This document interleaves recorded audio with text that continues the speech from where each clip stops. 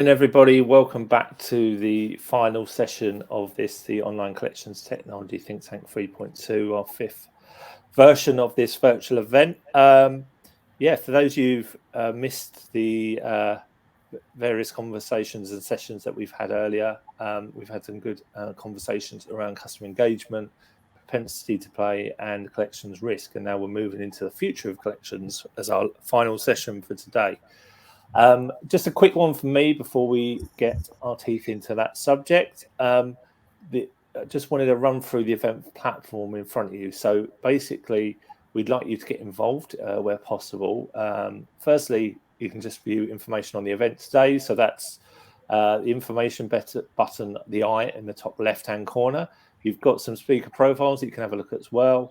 And also you can download various information and tools from our sponsor today, which is Telrox Systems of this particular session. So if you're interested in finding out more, that would be great. But the most important icon on there is the speech bubble, and what we want to see from you guys is getting involved with that. So interacting, asking questions that come up throughout the event. Any comments even, would be interested to see those. Another part of that is our social media conversations. So if you want to get involved with that, visit our LinkedIn and Twitter platforms using the hashtag CollectionsTechTT. It'd be great to have any kind of thoughts on the event as well. And then finally, I usually point people to the next session, but there isn't one after this. But what we are running in the next final part of the year is we're running a virtual lending technology think tank in September, and then we're going back to face-to-face. The dreaded COVID keeps away or keeps the numbers down. In November, we are running 17th of November at the Midland Hotel in Manchester. We are running the credit and collections think tank. We'll cover lending and collections and various conversations, but obviously an opportunity to network face-to-face, etc. as well. And then following that in the evening, we've got the Credit and Collections Technology Awards. So enough of a plug from me. I'll talk a bit more about that at the end, but let's get our teeth into the final session of the day. Our chair, who's been brilliant across the day, is Chris Warburton from RO Strategy, and he will now introduce our panelists for this session. So Chris, over to you. Thanks, Colin. So welcome back, everyone, and welcome to the three guests we got. So a great session for the final session, which is Future of Collections Technology. So we've got Dale Williams, who's the CEO of Telrox.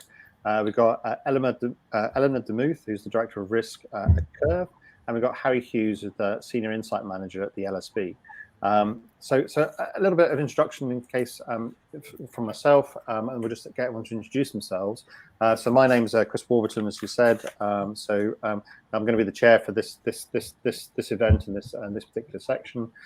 My background, sort of like 20 years, been in sort of like the risk operations kind of space, looking after transforming processes really across credit and collections.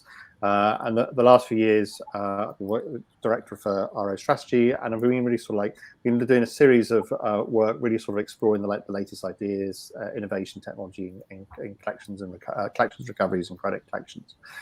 So that's enough about me. Maybe just ask each of you guys maybe just to quickly introduce yourself and talk a bit about where you are in your company and what your company does, just very quickly. I mean, Dale, you're at the top of my screen. Do you want to kick off? Sure. So I'm Dale Williams. I've been in collections only 40 years, so I'm a relative novice.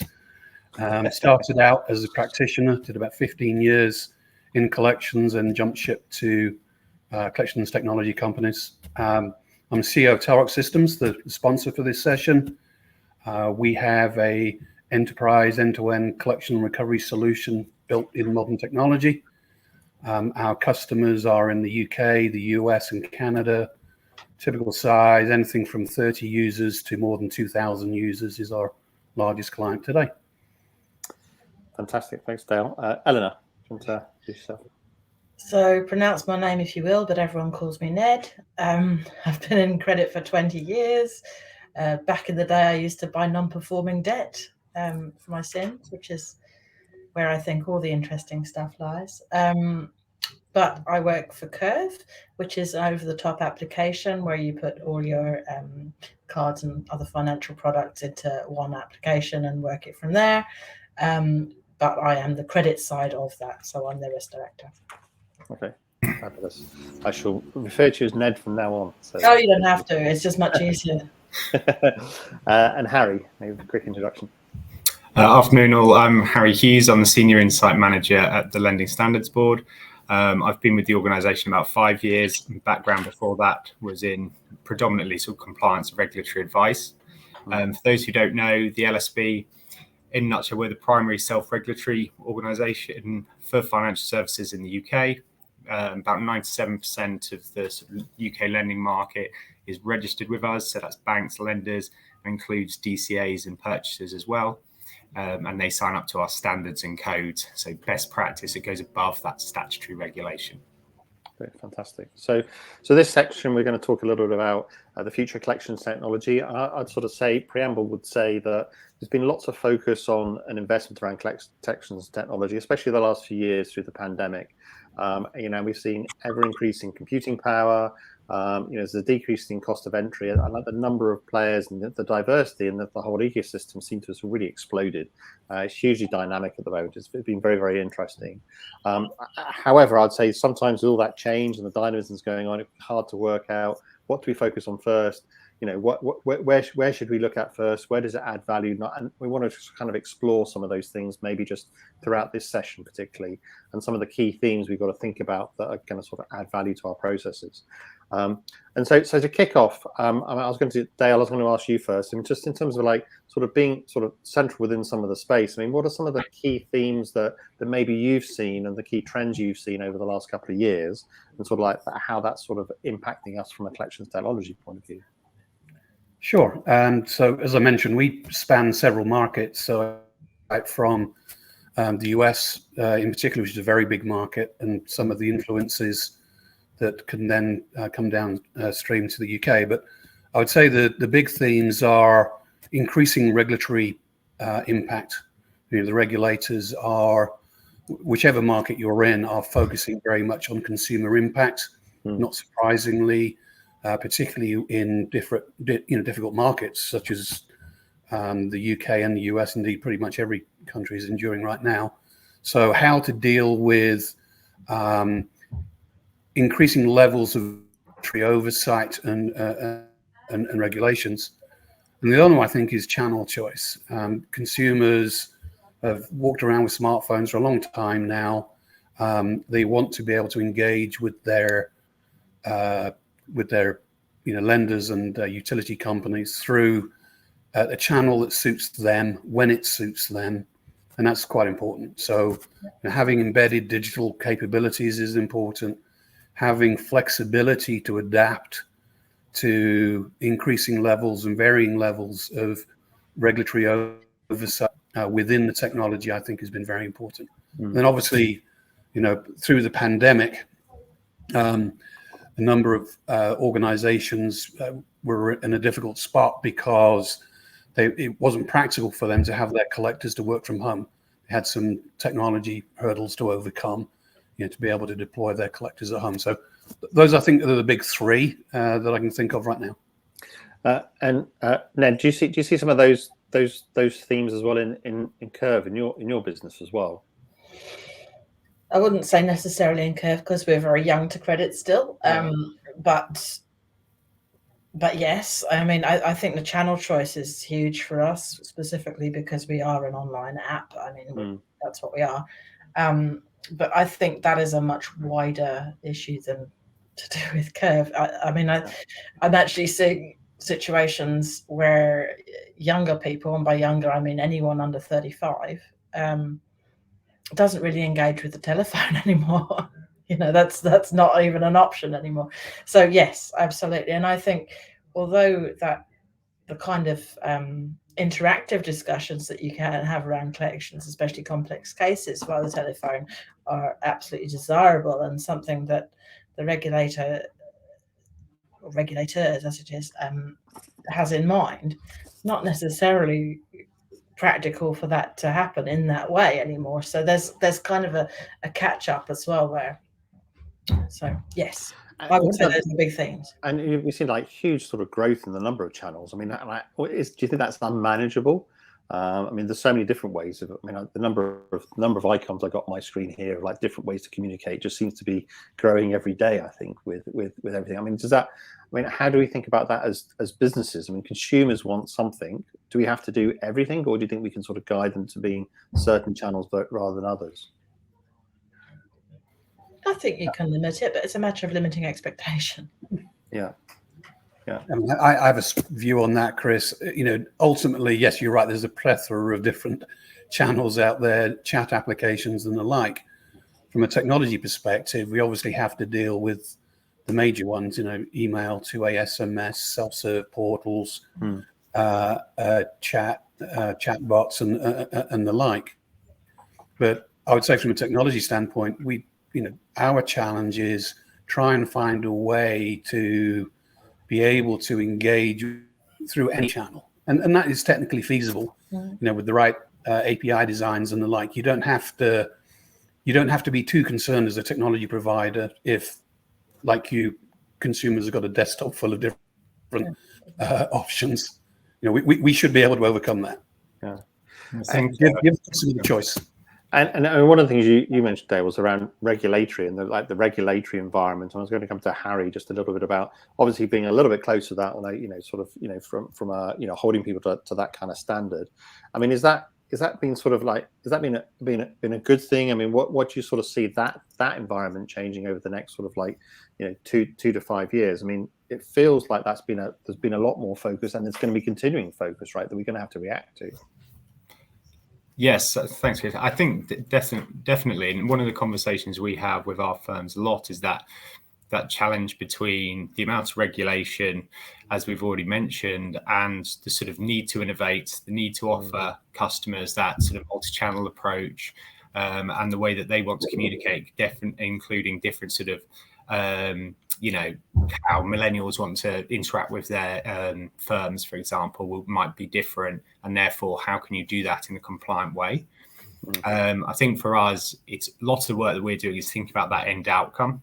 So our regulations and standards and codes are sort of outcome focused. So as the FCA increasingly is, when you look at sort of consumer duty, things like that. And so I think it's about the challenge for the firms is to think, okay, how can we make this digital offering, say in collections, deliver the same consistent outcomes as the more, in inverted commas, traditional telephone collections? And what do you do when there's a sort of spanner thrown into the works, as it were, when there's something that happens that is either an event like the pandemic that throws everything is sort of out of business as usual, or where customers need further assistance. And so do you think you can increasingly engineer the human out of that process, or do you think they're always going to have to be involved? I know we talked about that in one of the previous sessions. It'd be good to kind of think about it, and maybe even go back to Ned, go back to your perspective as being much sort of like fintech and one of the newer kind of players on the market, which is maybe more digital versus not. I mean, what's the kind of view there in terms of human interaction versus pure digital interaction, and how far can we take that? Do you think ultimately?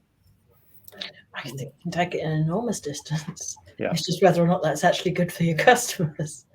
So, yeah, I mean, with artificial intelligence and machine learning, you can get chatbots to be very, very close to actually human. But the question is, do you want it? Yeah, I have a view on that one as well, Chris. Yeah. I mean, as a technology company, that you can basically automate everything. I don't think you can. I think you still need an empathetic collector or agent that's speaking a percentage of your customers. But also, I don't believe the regulators are ever going to permit that. I don't think the regulators are going to be able to get their head around the evolution of AI to an extent where you replace, human collectors. Well, what I was going to say is, I think even if you were to replace human collectors in the interaction with human, in the interaction with your customers, you've still got to have someone in the background that's constantly training that that AI and constantly looking at it and improving it and basically as a backup for it as well. You know, you can't be certain that we're always going to have the internet, at which point you've got to go back to letters and someone's going to write them. So yeah, I mean, as with all these things, that the robots are coming, and some people prefer to speak to robots. I think that's something that we should actually consider here. You know, the whole business of people not wanting to engage on the phone. It isn't just about the telephone. It's about not wanting to speak to an individual. There's that reverse thing going on where once upon a time everyone was like, oh, can I just get through to a human being? I am also still a little bit like that, although very disappointed in the human beings I get through to. But there's also now a reversal of that, which says, can I not just deal with this by pressing some buttons? Yeah. But I agree with that as well. I think that, you know, there is an obvious stigma in having to speak to another person that you don't know and deal with a difficult aspect of your life, right? So I think, you know, that from a technology perspective, the evolution there has been self-serve portals, right? Mm-hmm. Where the collection technology companies have developed portals. The consumer can go there 24/7 when it suits them, particularly if they're rules-based. So they would get treated exactly the same on that self-serve portal as if they were talking to an agent, but with the removal of the stigma. Mm-hmm. You can set up these portals where, you know, the minimum, maximum payments, the next payment date, all of those things can be automated to guide the consumer through to an acceptable outcome, but without the stigma of talking to whoever it may be in a call center, wherever they may be. So I think, and great results are seen by that. You know, consumers making promises at 2 a.m. because it suited them, making payments at 2 a.m. Your call center's closed. Your customer's still paying you. So, yeah, I think I think Eleanor's right. There is a desire to remove the stigma, but there are also cases when it's important that you have an empathetic collector that's actually talking to somebody that can say, you know what, I understand. Okay. And that collector has to be someone very, very good at the job. Though, you know, it's not like a standard, you know, call center job. It needs to be someone who's really skilled, and I think that's something that can't be emphasized enough. People are like, oh, you know, collections. No. This is a skilled job, and the reason for that, I think, is because the one thing where you can't remove humanity is vulnerability, and it's also the area in which you can really cock up. Sorry, cock up. Am I allowed to say that? Said it again. It's before 9 o'clock, as they'd say here, but that's right. Okay. That's okay. But I suppose, how do you know when it's far enough? How should you think about when it's too far versus, in terms of, like, you know, automating things versus, and you need to get a human involved versus being far enough? I mean, how do we sort of measure the line? And I accept the line might be in different places for different segments of customers and those kind of things. But is there an indicator to know that, well, actually, now we need to trip over and talk to someone, or it's got more far enough? And what's your guidance there on how to think about that? And Harry, I'll bring you in. Maybe just think about it from a standards point of view. I mean, maybe you want to go first on that. Well, I think for us, we would say that you're looking at the outcomes. So you can measure outcomes, obviously, in, you know, so many different ways. But let's just take a few clear examples. If you looked at, like, are they continuing to pay? So we can assume that we can hope that it's a sustainable plan. Let's say that you're looking at something, complaints being really clear cut. Let's see the vulnerabilities coming out further on, these sort of things, and then going back through the journey and seeing, okay, if there's a different cohorts of customers, some who have been treated traditionally or in this new way, or however you're using, you know, AI as we're discussing, or different technology, and then trying to see what's the difference. Are customers getting the same outcomes or the same level of outcome, regardless of that channel, which is what you need to achieve in terms of, you know, being compliant, obviously, both with, say, the standards or codes or with the FCA. And if not, why not? What's different here? Now, it might be that actually we need to have earlier interaction for this cohort of potentially vulnerable customers who need to speak to someone and have that confidence. Or it might be that actually there's a higher, payment rate and sustainability of plans when it's set up digitally. Because I think, as Ned was saying, there's times where some customers just want to sort of have that step of sort of removal from it and be able to, deal with things remotely.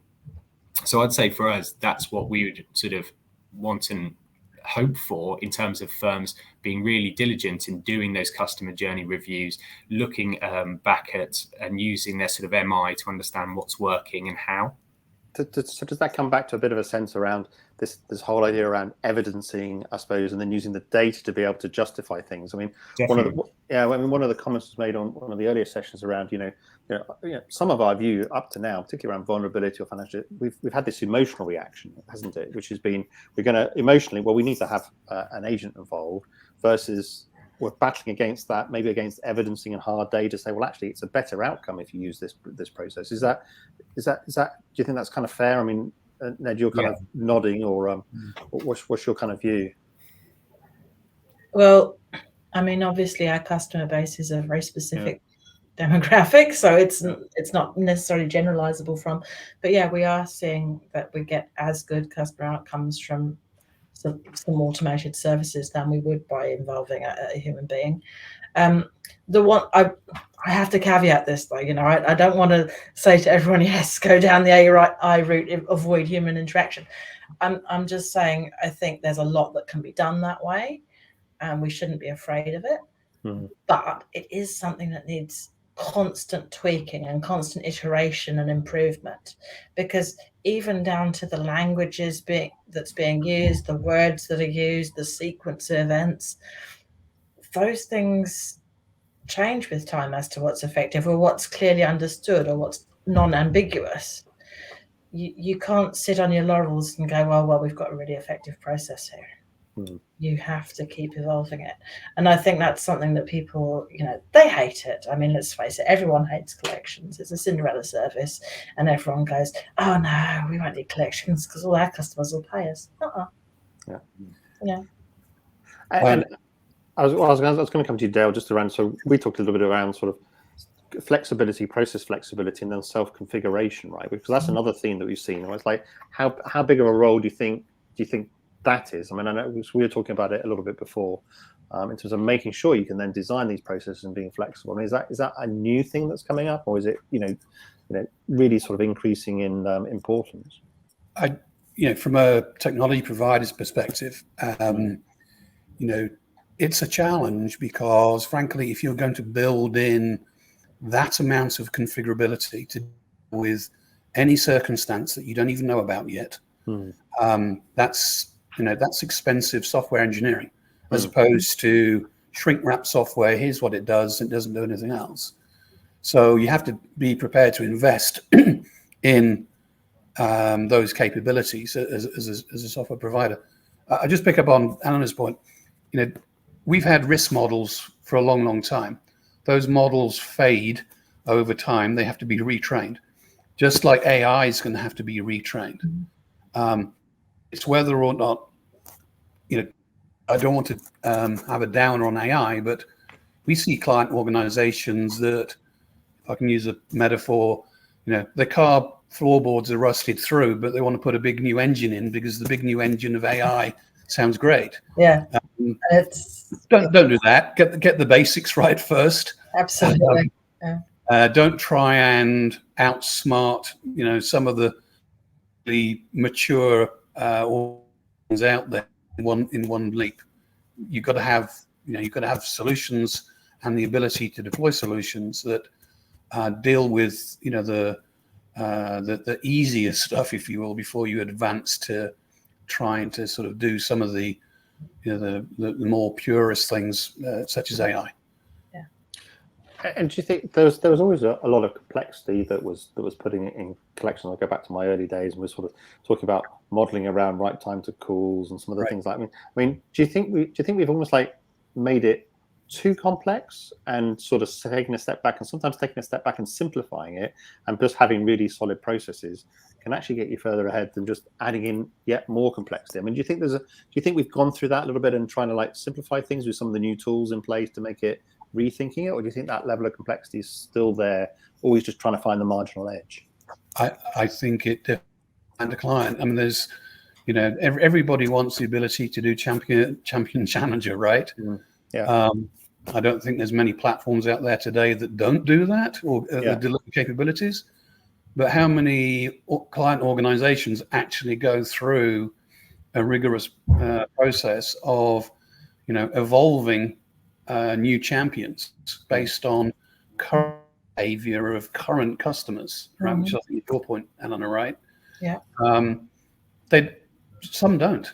No, exactly. So, there's a lot of technology firepower that's left by the wayside, even with more modest solutions out on the market, I would say. Get the basics right. But I think your point, Chris, may be, can I demonstrate to myself that I have got all of the basics right before I try and move down the path of sophistication? If you haven't, you're leaving money on the table, right? Yeah.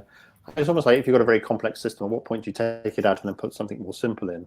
Because you've got layered complexity, and then you let with a simpler system that you can then almost like start again, which is one of the benefits I think that some of the new players have kind of had, is they've started fresh, right? So, and it's almost like, have some of these, older technologies or older kind of processes become almost like too complex, and it's worth sort of taking a step back and starting again. Yeah, I think it depends what space you're in, right? You're right. There's a lot of new market entrants where barriers to entry have been relatively low. The barriers, obviously, there's other things that, if you start getting into areas such as handling credit cards and taking payments, then you've got new hurdles of, PCI compliance to deal with. But it depends what space you're in. We try and we try the full gamut, everything from a small client organization, which we can deliver as SaaS, relatively low cost because of leveraging our investments in infrastructure, technology infrastructure, all the way up to the super banks, who, we have more than 15,000 defined attributes in our schema to cover the life cycle of early collections all the way through recovery post charge off. A big bank's going to want that, and they're going to want the ability to have more attributes without coming back to us. That's probably not a solution for a modest collection organization that's got 10 collectors, right? Yeah. Depends what space you're in. I mean, my feeling on investing in tech for collections is that if you're going to invest in one thing, it should be what you can actually offer your customers. It's great that you can optimize when to call them, when to email them, when to text them, whatever, and it's great that you can manage your resources to cover as many customers as possible. But actually, if you're getting into contact with them and all you can say is, "Hey, pay us," not going to do you any good. If they could do that or wanted to do that, they would have. So I think it all lies in forbearance options and how you can be flexible and actually give the customer something that will help them get out of their difficulty or support them through temporary blips. I mean, we're seeing this everywhere now with the gig economy and 0 hours contracts and the cost of living crisis, blah, blah, blah.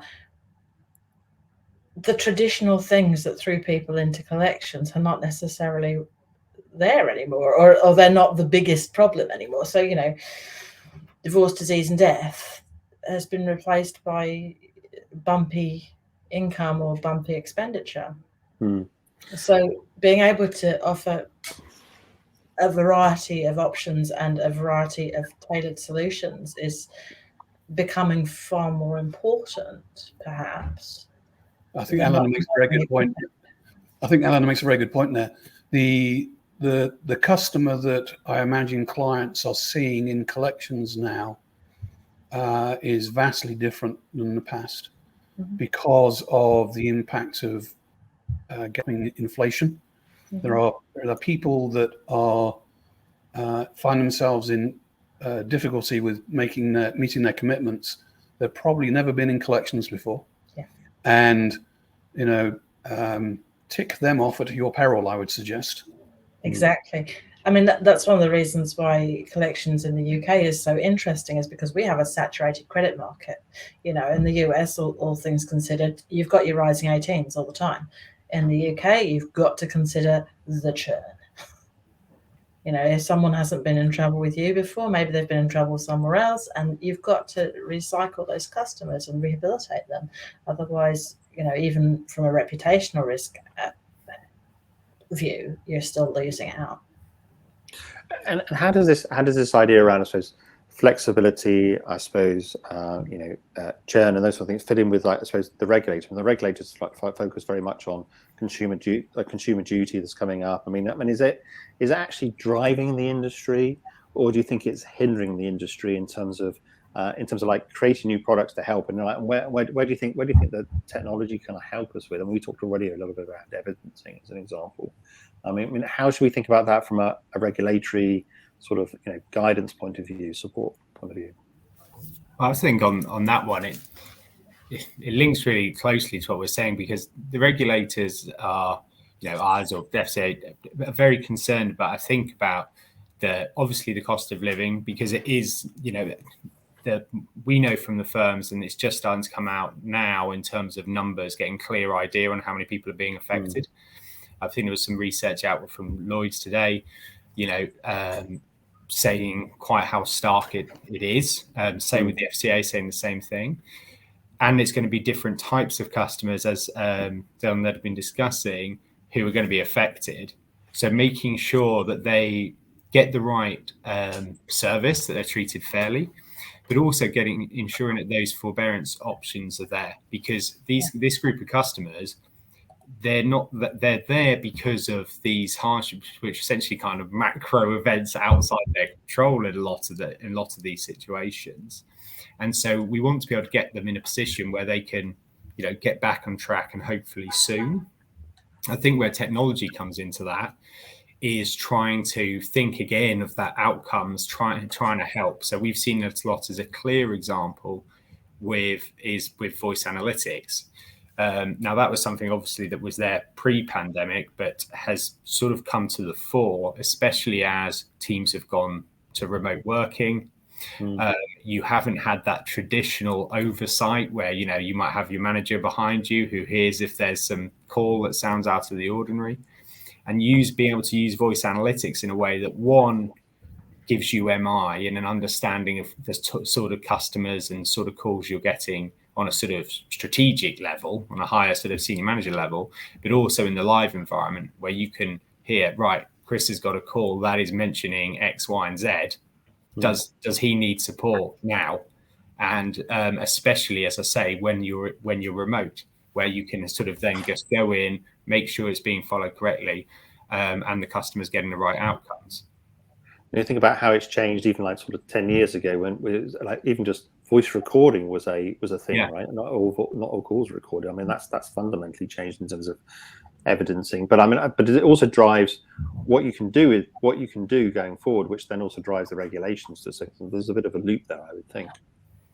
Yeah, definitely. I think so. And I think that's where it links to what we were saying about evidencing what's working and what isn't. Because if you can't do that, one, it's obviously you want to be doing that for yourself as a business. But I think from a sort of regulatory perspective, they want you need to be able to sort of justify, this is what we've been doing and this is why, in terms of outcomes, rather than sort of business self-interest, as it were.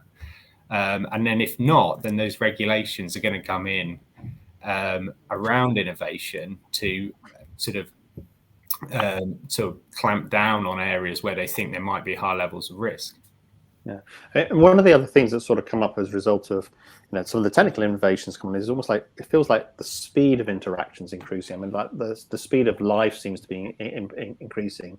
And even you look from a technical point of view.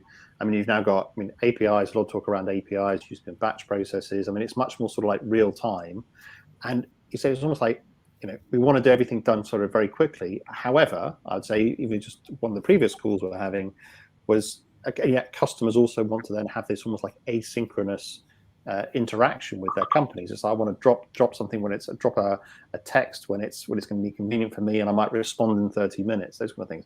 I mean, how important do you think real time is? I mean, is it something that is critical to have in the business now? I mean, Dale, I know that's kind of your kind of area, really. I mean, it's maybe comment on that. Yeah, so real time is important in a number of circumstances, but I'll give you a couple of examples. So what you do, if a customer makes a payment and that payment gets processed by the core application, the loan platform or the utility platform, you really do want to update your collection system real time that customer's paid, because you want to be able to pull it out of its then current treatment strategy, whatever that might be, to stop you doing that, and vice versa. If a consumer pays at the portal, for example, you don't want that case to still be in the dialer queue. One, you're going to damage the relationship with the customer. Two, you're going to be wasting operating expense. I just wanted to, and our clients cover the full gamut from, we only have batch interfaces because that's all we can get out of our loan platform or our card platform, through to 100% API, but most have a mix. I just wanted to pick up on one of the regulatory things we were talking about just now, and as the audience hopefully realize, I've spanned several markets, including the US, where the numbers are bigger because the population is bigger, the lending organizations are bigger, but there's a lot of sledgehammer to crack a nut regulation in the US market. One of the most recent ones, well, a really old one, was you cannot call a consumer on a mobile phone unless you have prior express consent. You cannot send them a text to a mobile phone unless you have prior express consent. That has technology implications. You've got to understand whether or not you got that consent or not, and to use that consent flag in your processing rules.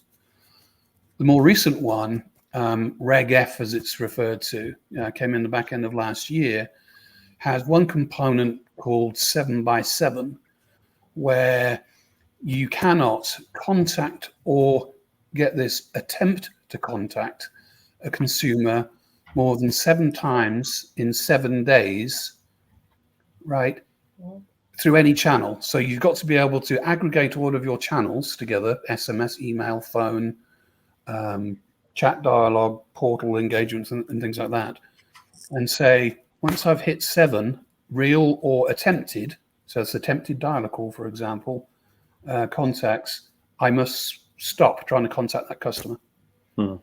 I hate I hope that doesn't end up in the UK market, but massively impactful, as you can appreciate, because of the nuance of attempted contact versus actual contact. Yeah, and I suppose, and so are those things sort of being seen as being a bad thing, or a thing that's positive from a consumer point of view, or it's just something we just have to deal with and then work the best way to kind of handle it?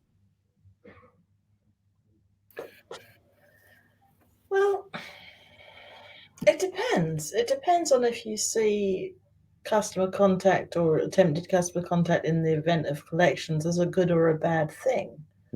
I would say it's a good thing, because you're trying to contact the customer to sort it out for them, to make some sort of agreement, or even just to understand that they are not going to pay you, and therefore you can stop hassling them unless you go through the court. So to say, stop hassling these poor people, there's always a swing and roundabout sort of balance in these things. We go from, the poor consumer, to, these dreadful people that haven't repaid their debts, and it goes up and down and up and down. And we saw it in 2008, starting to feel jaded and old about it. But this kind of, don't be contacting them too much. That would just be cruel, I think, is utter tosh, because we're not contacting them to try and be cruel, or to hassle them to pay us more than they agreed to pay us this morning, because that would be stupid. We're just trying to make an agreement. And Harry, how do we navigate that from a regulatory point of view? Because it does feel like, say, the regulators got more focus on those things, which could result in more restrictions on us to a certain extent if it becomes a knee-jerk reaction. Is it about sort of getting ahead of it now? Or? I think for us, I mean, we're a self-regulatory body, as I say, like the vast majority of the sector and personal business are registered with us and have been for a while. Why? Well, they want to deliver good out for customers, and also they want to demonstrate to regulators they're doing the right thing, that their intentions are there. I think lots of those regulations, such as what they were talking about in the US, they often come around because there's a call to arms about some specific thing, or there are some egregious examples go into the media or whatever it is, and then this situation occurs whereby they put in place these specific rules. What we want to do is, by having this outcome-focused approach, is making sure that all firms are thinking about, okay, what's our contact strategy? How often are we contacting these people? Is this reasonable? How are we doing it? And then importantly, what's our interaction like once we've made contact? And then, as I say, being able to justify and demonstrate that. So later, if you were to get complaints, or when you're doing your customer reviews, you can think, okay, on balance, what we're doing is right, because we're making that contact not to just get them to pay, as it were, but to check what the situation is like, to be able to offer assistance where it's needed, to make sure that we're putting in places sustainable, affordable plans. I mean, right at the top, we talked about there being so much technologies, innovation that's out there. I mean, if there were 4 or 5 things for us to sort of pick and choose in terms of like things to look at sort of now, I mean, what would you say would be areas of focus? Ned, maybe you comment on that first, in terms of areas that you would say that, well, look, these are emerging technologies, or ones that are there today that we should really sort of consolidate and sort of focus on now. There's a bit of conversation going on around portals, just going on in the chat a little bit there. But I mean, what would you say would be the big hitters? Oh, well, I mean, if I could invent something off the back of nothing, I would love to be able to just transfer people directly to something, worthy and free by the way of debt counselling, rather than having to say, hey, go and contact Step Change. This is their number. This is their address. Or, go and contact your local citizens advice. I would love to just be able to send people the link, have them go directly to the link, contact whoever they need to do, and have it, back within the day. Because, the hold-ups that people experience, you're just waiting for an appointment with a debt counsellor and then having to go to it despite the fact that they're on a 0-hours contract and they've got work that day. That stuff causes so much anxiety.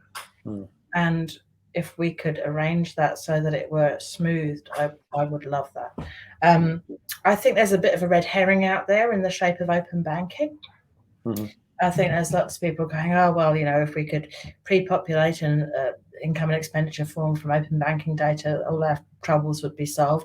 That is absolutely not the trouser leg to go down, people, because open banking, like anything else, is backward looking. It's about the past, not the future. And anyone who's anticipating debt issues, who's maybe been made redundant, and then you see their redundancy pay come into their open banking, you're going to record that as income?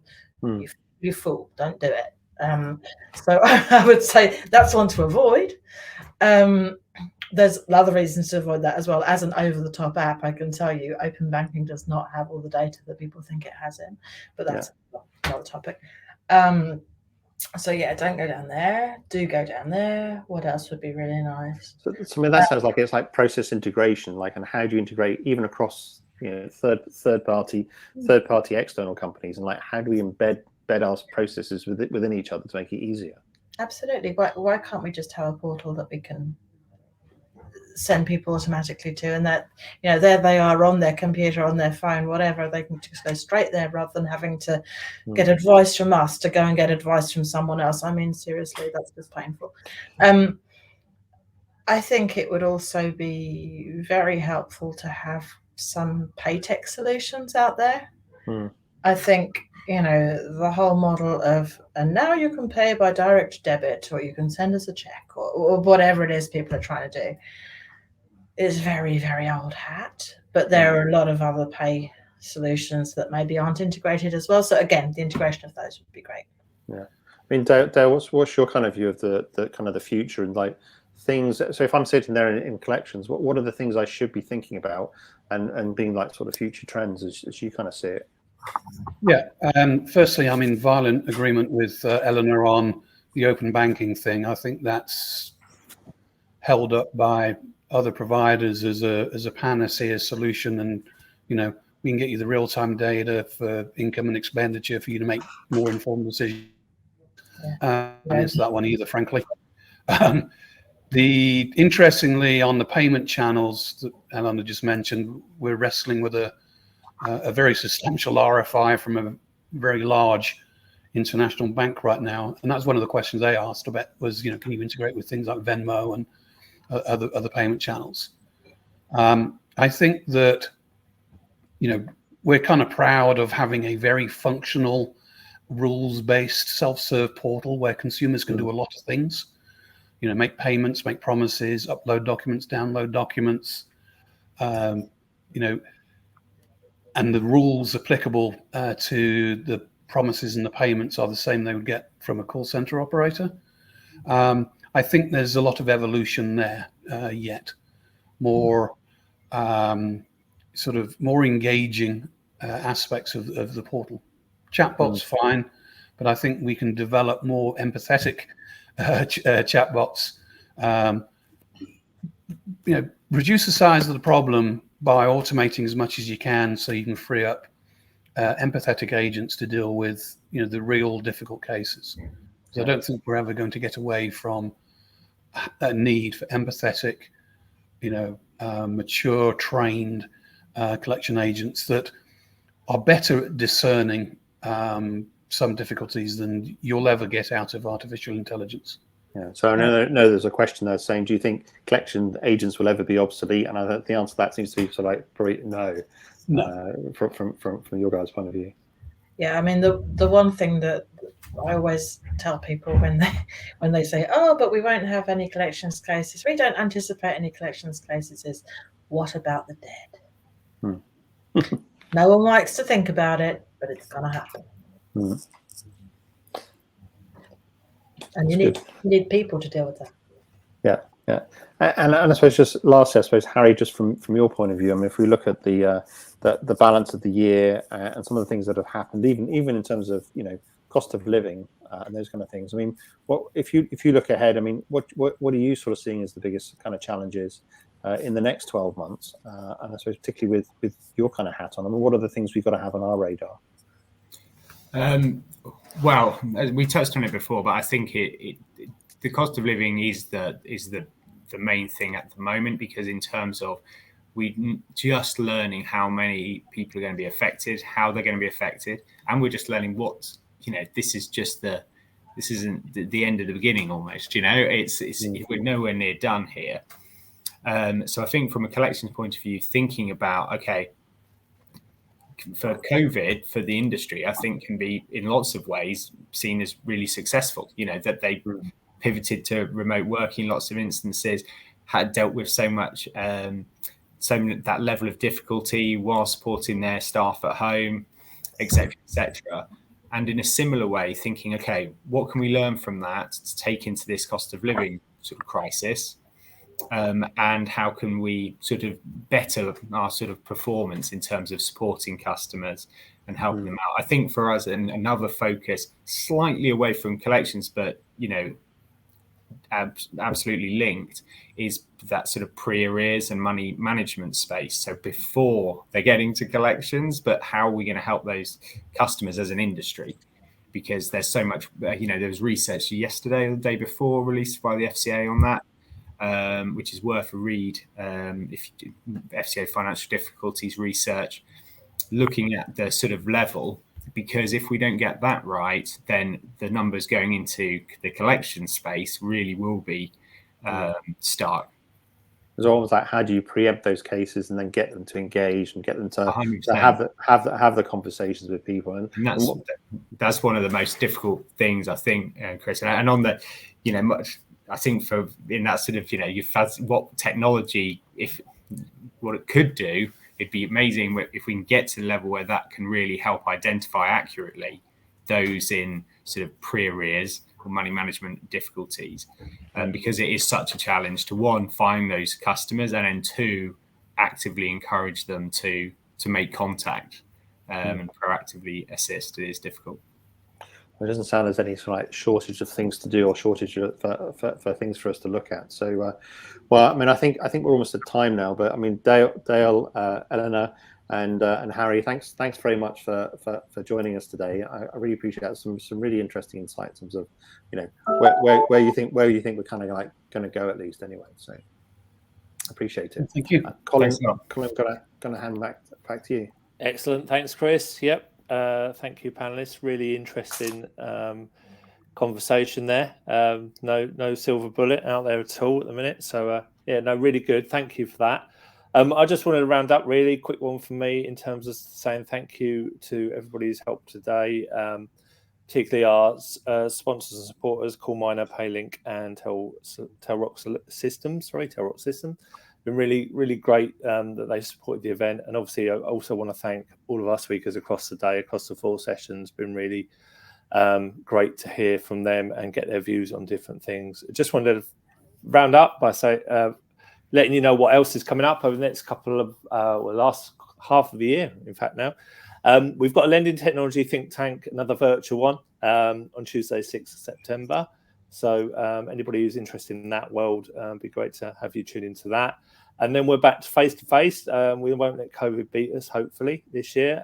We've got the Credit and Collections Technology Think Tank 2.0. That's going to take place on Thursday, 17th of November at the Midland Hotel in Manchester. If you're interested in getting some early bird rates and attending that would be great. We'd like to see some faces there.